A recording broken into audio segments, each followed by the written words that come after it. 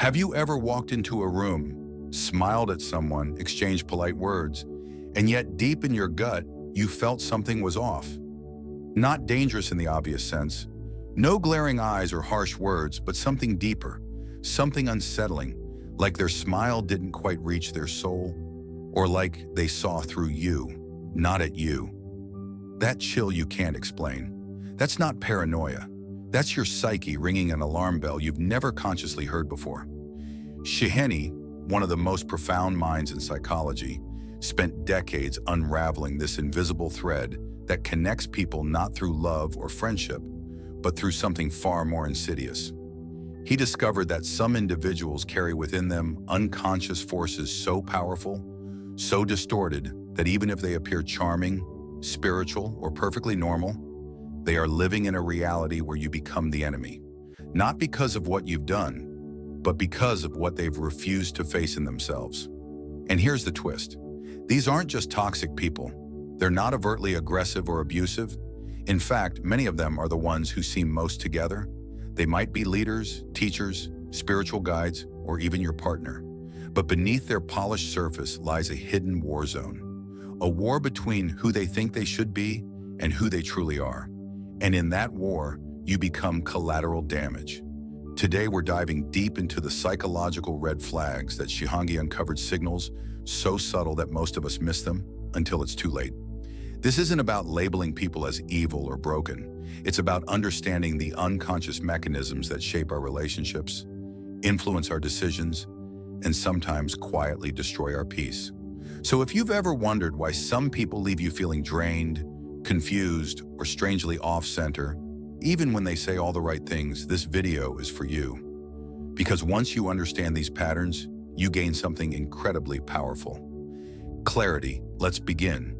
The hidden war within, shadow projection. Imagine this. You're having a conversation with someone you trust.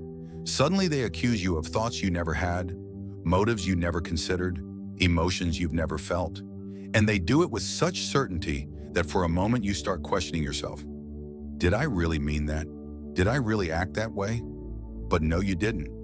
What you've just experienced is one of the most dangerous psychological phenomena Shi Heng Yi identified. Shadow projection. The shadow, according to Shi Heng Yi, is the part of ourselves we reject. Every time we say, "I'm not like that," we push a piece of ourselves into the shadows. We bury it, deny it, pretend it doesn't exist. But those rejected parts don't disappear. They live on in our unconscious, growing stronger, waiting for a target. That target often is someone close to us. When someone projects their shadow onto you, they're not reacting to who you are. They're reacting to a distorted version of themselves that they can't bear to see.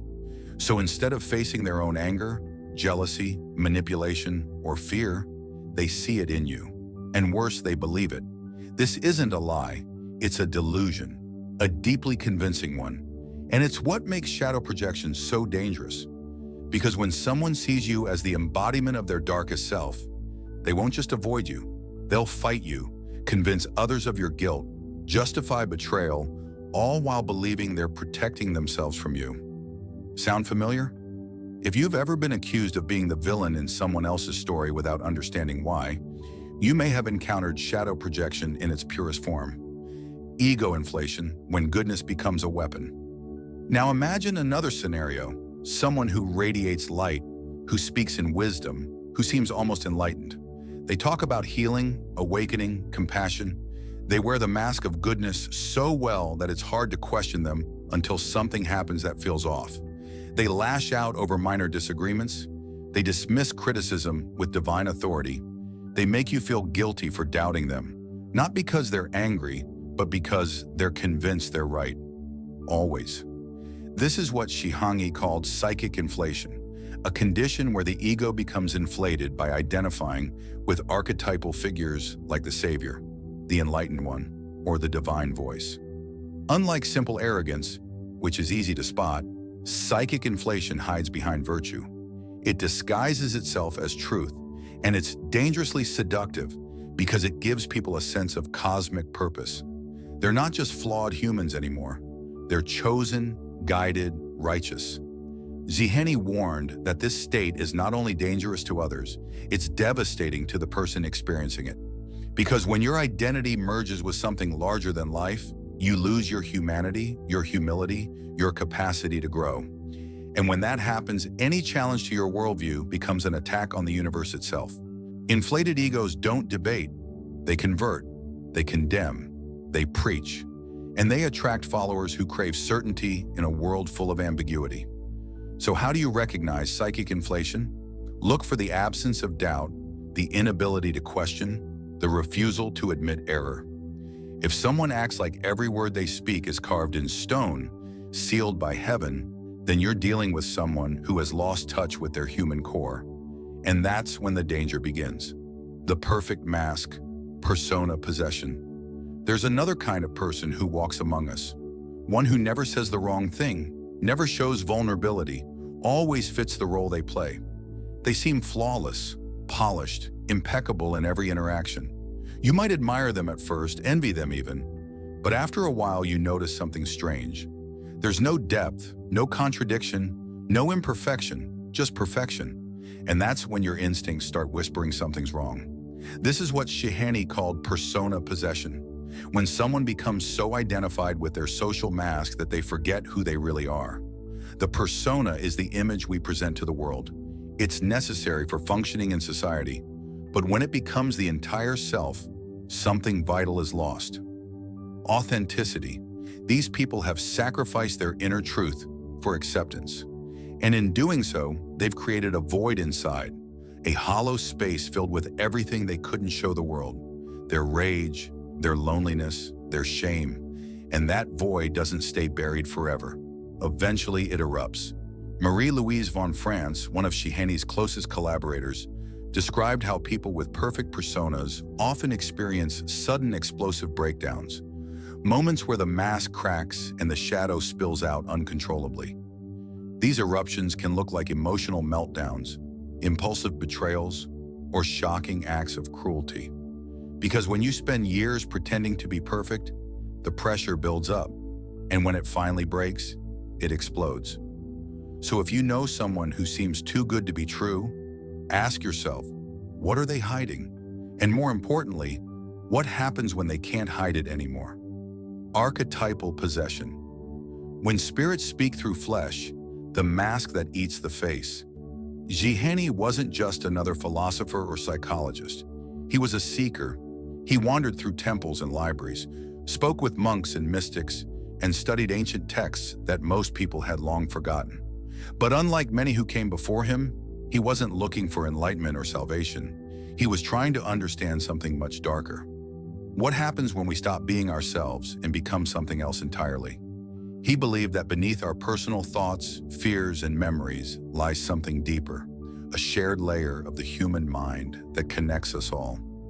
Carl Jung called it the collective unconscious, but Shi Heng Yi gave it a different name, the collective veil. To him, this veil wasn't just a concept, it was a living thing, a psychic field filled with powerful forces known as archetypes.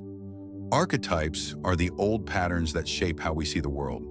They're the hero who fights for justice, the mother who protects, the trickster who breaks the rules, the sage who seeks wisdom, and the shadow who holds our darkest impulses. These aren't just roles we play. They're energies that have existed since the beginning of time, and sometimes they take over completely. That's what Shi called archetypal possession. When a person stops acting like an archetype and starts becoming one. Not metaphorically, not symbolically, literally. You've probably met someone like this. Maybe it's the coworker who always plays the martyr, suffering endlessly no matter how much help is offered. Or the friend who can't stop rebelling even when there's nothing left to fight against. Perhaps it's the leader who speaks like a king, demanding obedience as if their word were law. These people don't just act like these roles. They live them, breathe them, become them. And once that happens, something else steps in. It might sound like superstition, but cultures across the world have recognized this phenomenon for centuries. In ancient Greece, the oracle at Delhi would inhale strange fumes and speak in riddles said to come from Apollo himself. In shamanic traditions, spirits would enter the body of a healer, guiding their hands and voices. Even today, people report hearing inner voices, not voices of madness, but distinct presences offering guidance, warnings, or commands. Some call it intuition, others call it psychosis. Shi Heng Yi called it possession. But this isn't about demons or exorcism. This is about psychology, the war between the conscious self and the ancient forces that lie beneath. He saw the same stories repeating over and over again throughout history: the rise, the fall, the blind certainty, the tragic end. He once wrote, "The man who believes he is chosen by fate ceases to choose. The woman who hears the voice of the mother cannot bear to leave her children. The warrior who hears the drum beatat of Mars will fight until there is nothing left to conquer." Each archetype has its own pull. The hero wants glory. The lover seeks union. The sage searches for truth. The trickster thrives on chaos. But when one of these pulls becomes too strong, the person begins to orbit around it like a planet caught in the gravity of a black sun. There's no longer choice, only destiny.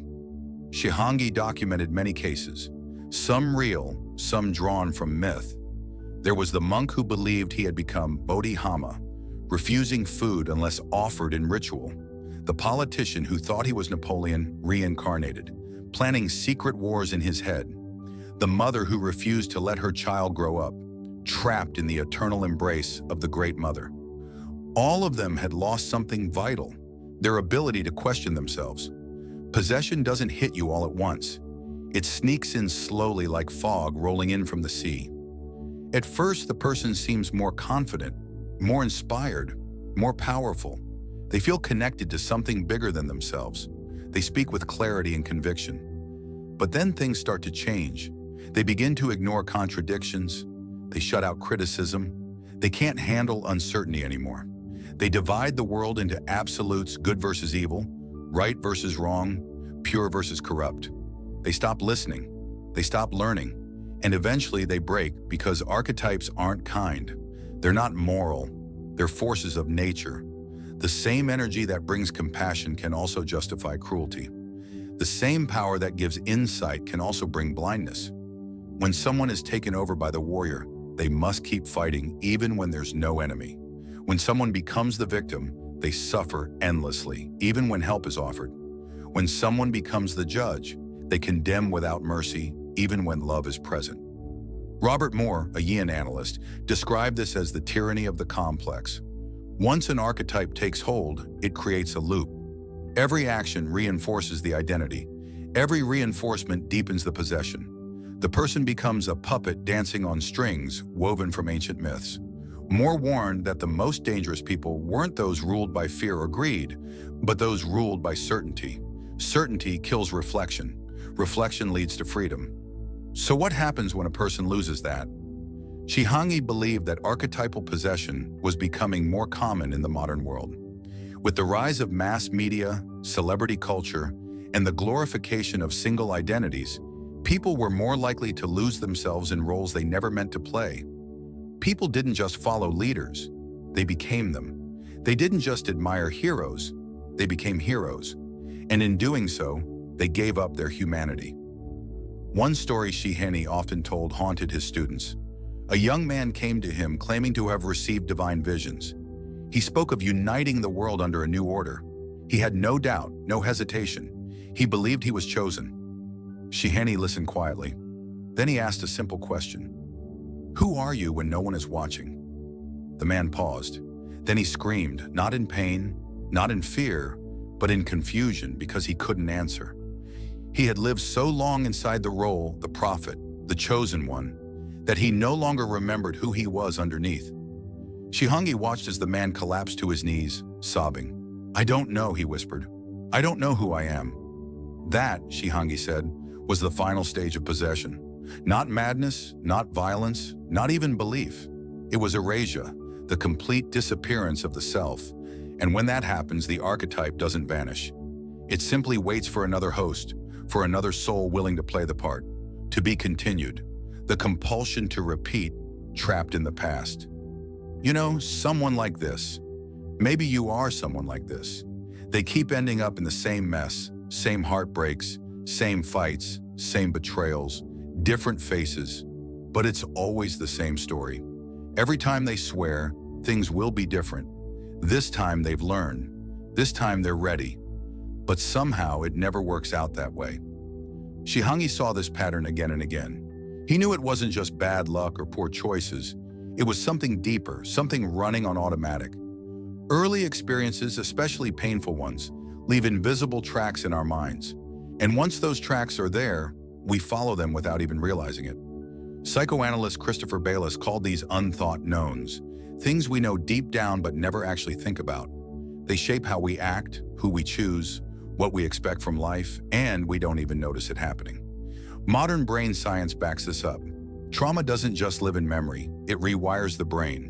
The mind starts looking for what feels familiar, even if it hurts, even if it destroys.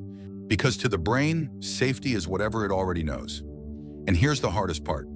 People caught in these patterns often drag others into their cycle without meaning to. They recreate the same toxic dynamics, the same power struggles, the same emotional wounds, the same cycles of abandonment.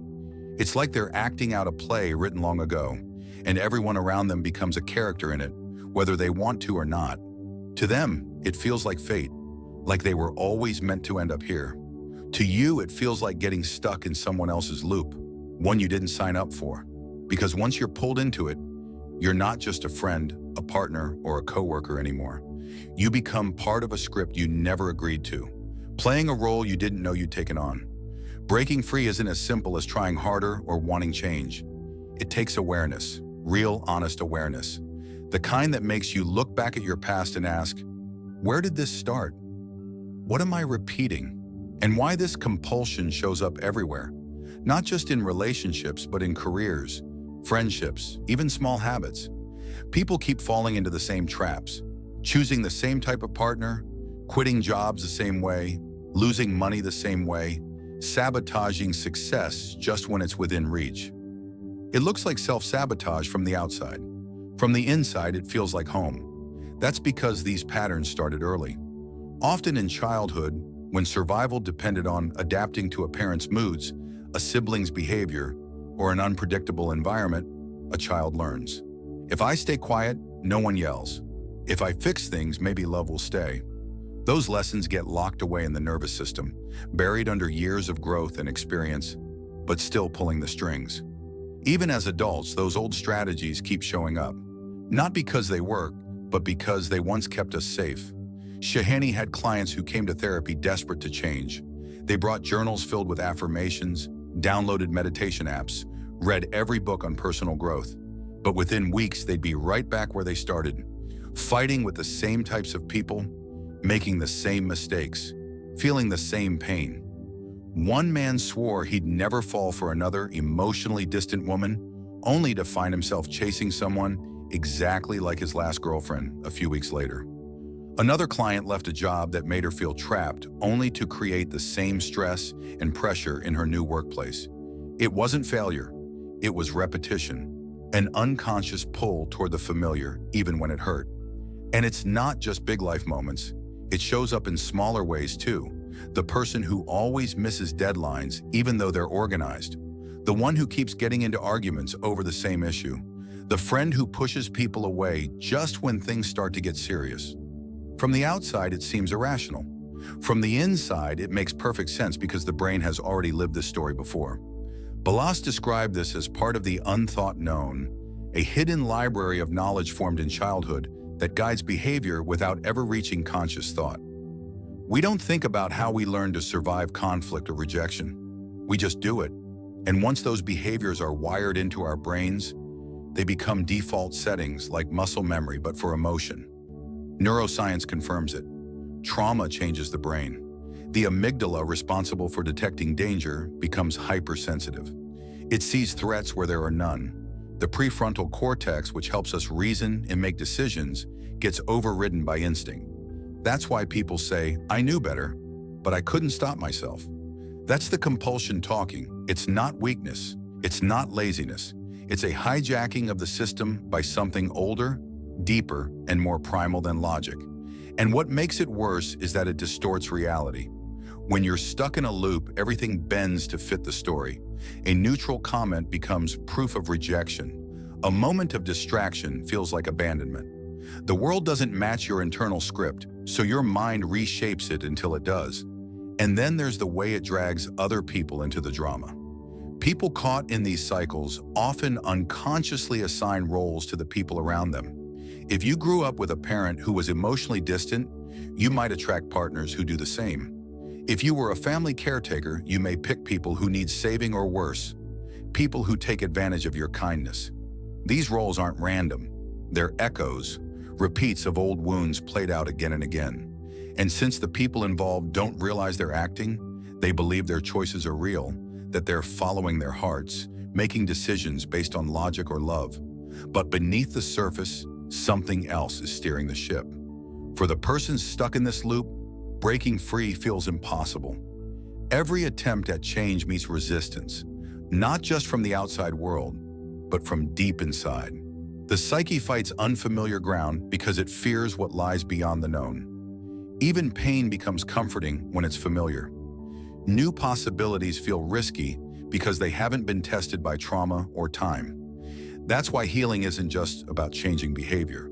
It's about going back to the beginning, to the first time this pattern showed up, to the moment it got locked in. Who wrote this script? What were you trying to survive? What did you learn that no longer serves you?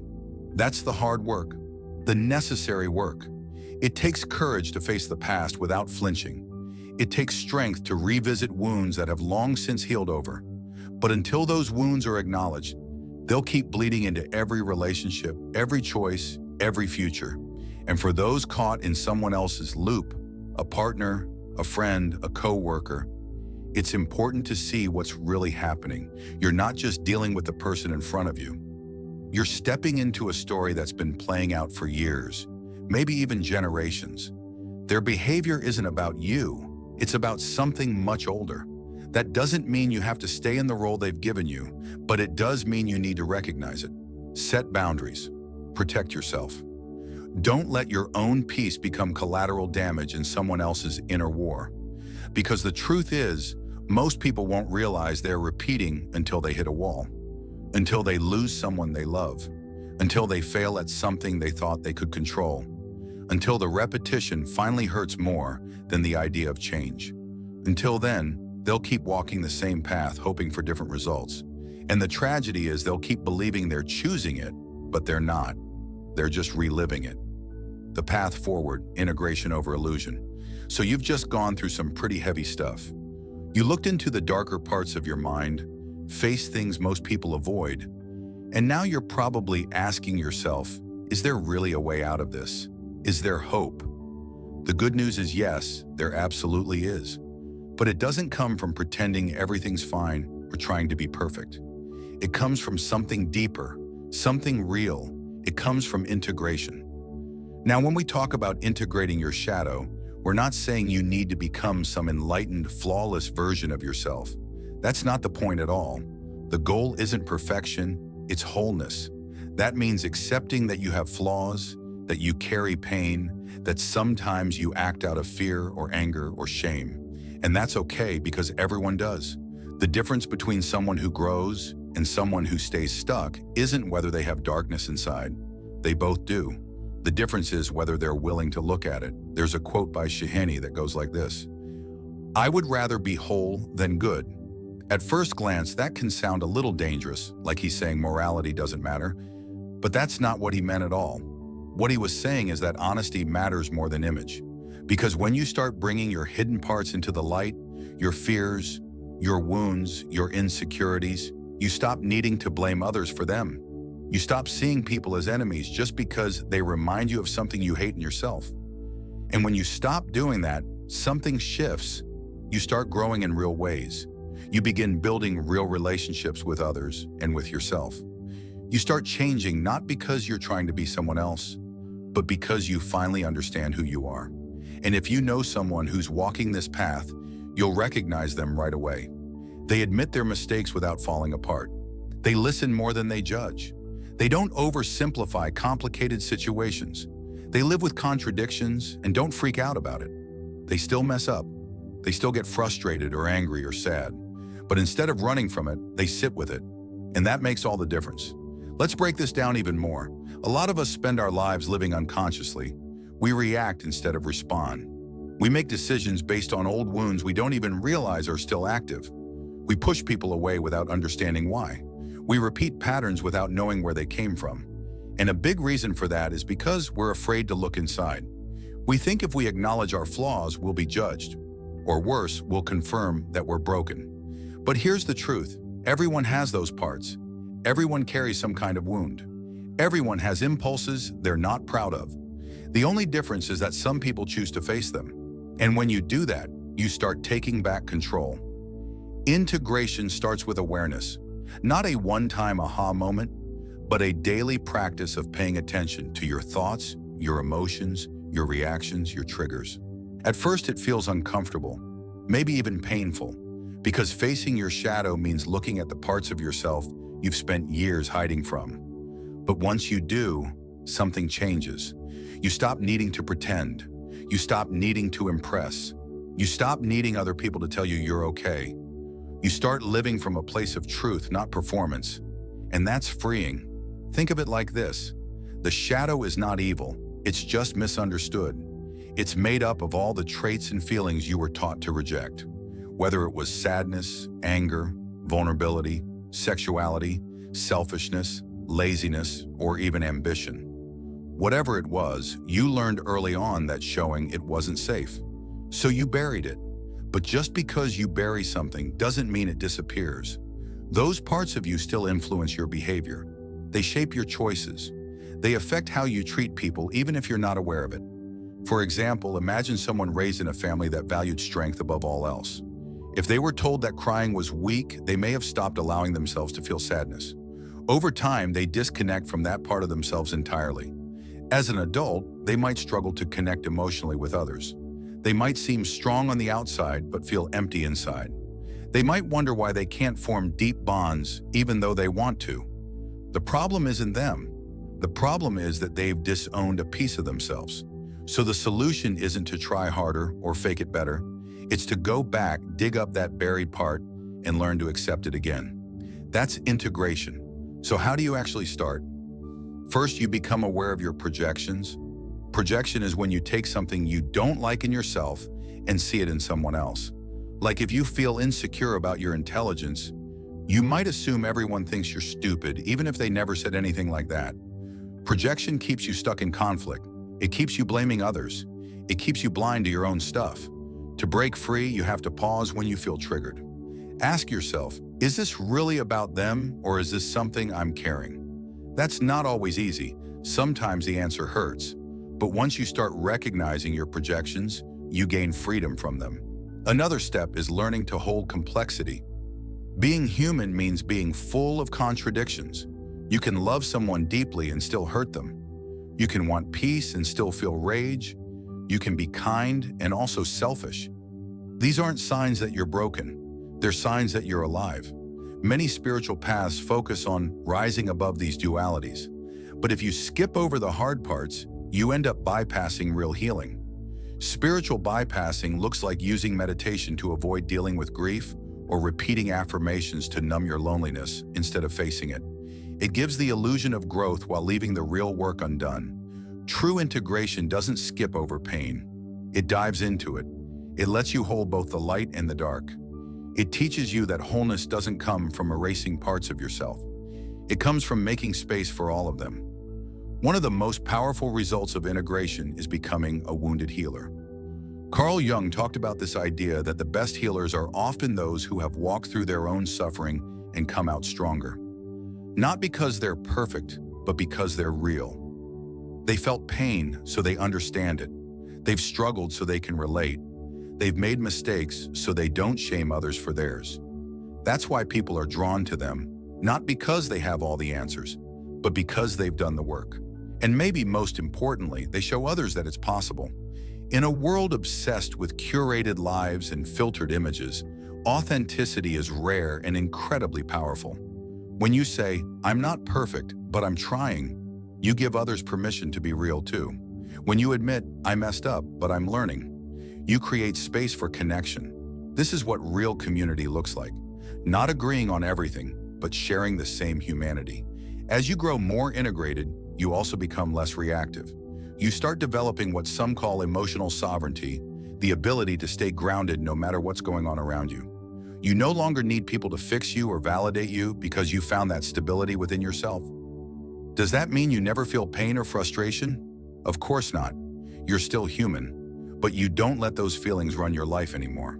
You learn to ride the waves instead of drowning in them. One of the biggest gifts of integration is learning to witness yourself without judgment. You start observing your thoughts and behaviors with curiosity instead of criticism. This creates space, a gap between what happens and how you respond. From that space, you can choose how to react. Not just default to old habits, not just blow up or shut down automatically. You can pause, breathe, reflect, choose. That's where real power lies, not in controlling others, but in mastering yourself. And let's be honest, this journey isn't linear. There are days you'll feel like you've regressed. Old wounds will resurface. Triggers will catch you off guard. But each time you return to something with more awareness, you transform it. What used to control you now becomes a teacher. What used to scare you now strengthens you. That's how you reclaim your power. Not by erasing your past, but by understanding it.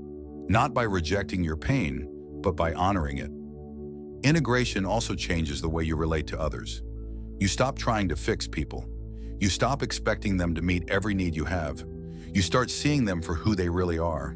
Flawed, beautiful, growing humans just like you. You stop putting people on pedestals or pushing them away when they disappoint you. Instead, you offer presence, compassion, understanding, and in doing that, you help create deeper, more authentic connections because now you're not trying to fill a void with someone else. You're coming from a place of fullness, and that makes all the difference. Maybe the greatest gift of integration is inner peace. Not the absence of problems, but the presence of alignment. You feel okay even when things aren't perfect, even when you fail, even when you fall short, because you know that you're a work in progress, and that's enough. You stop chasing validation because you found it within. You stop waiting for happiness to arrive later because you've learned to rest in the now. You stop hoping someone else will save you because you've taken charge of your own healing. That's the path forward, not toward perfection, toward wholeness. And it's open to anyone brave enough to walk it. Final call to action. Awakening starts with awareness. So now that you've seen the signals, ask yourself, do you recognize any of these patterns in the people around you? More importantly, do you see them in yourself? Because awareness is the first step toward transformation. If this video resonated with you, if it helped you understand a relationship, a situation, or even a part of yourself you've struggled with, then hit that like button. Share it with someone who needs to hear this. And if you want to continue this journey of self-discovery, subscribe and turn on the notification bell because we're diving deeper into the Jungian universe, exploring the hidden layers of the psyche, the power of dreams, the meaning of synchronicity, and how to reclaim your authentic self in a world full of masks. Remember, the road to consciousness is not easy, but it is worth it, and it starts today with you.